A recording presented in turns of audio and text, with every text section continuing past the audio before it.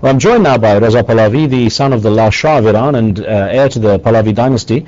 Until this day 31 years ago, he was known as the Crown Prince of Iran, but has lived in exile ever since. He joins us from Paris. Your Highness, good to have you with us. Mr. Khan, good evening. Good to be on your program. So with this, looking at this 31st anniversary, of course, I wonder how you regard it. Has the passing of a little over 3 decades softened the memory of what happened, certainly to your family? Well, I've always have been looking forward into the future, seeing in what way Iran's soulagement from this situation could ultimately culminate. And I think the path that our country has witnessed over the past 3 decades, as you put it, has been a learning curve which I believe has made today's generation far better equipped than any generations preceding it in tackling the challenges of tomorrow, having learned tremendous amount of experience, sometimes under very dire and hard circumstances. But in terms of elements that are critical to achieve a democratic future, I suppose the best lesson learned for a Muslim country who had an experience with it for 14 centuries has been clerical rule, or a theocracy of modern days, which has made the issue of how important a secular system whereby separation of religion from government is pivotal and fundamental in order to achieve a democratic order is today understood by the masses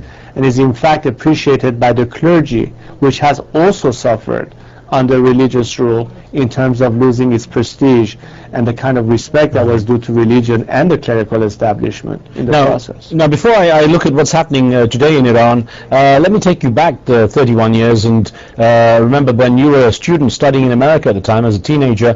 What do you recall of, just briefly, what do you recall of that time when basically the news came through of what was happening in your home?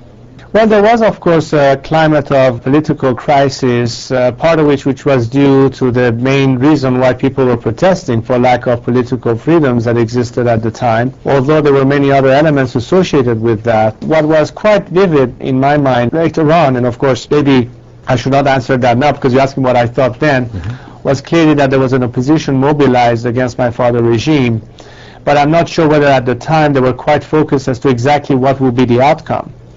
And at the time, the main demand was the departure of my father or the overthrow of his regime in favor of what they hope would be a solution for the country under the leadership of an Ayatollah, rather obscure Ayatollah at the time, which not many people really knew about, but somehow was prompted in the forefront, and hoping that maybe through that change they will achieve their goals. Now, I wonder, when you look at the demonstrations of now and those 3 decades ago, a lot of people make a comparison and say that the demonstrations against your father parallel those of today against the current regime. Do you see that parallel? Well, when you see demonstrations on the streets, I will tell you what is vividly different today. Number one, let's not forget one thing.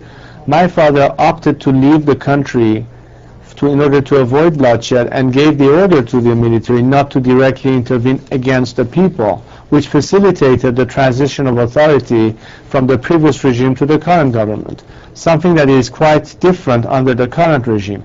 Also, what I will say is extremely remarkable in the process is that so far quite an interesting degree of discipline has been observed by the anti-regime demonstrators and forces against it that have restrained themselves from retaliating against security forces in violence.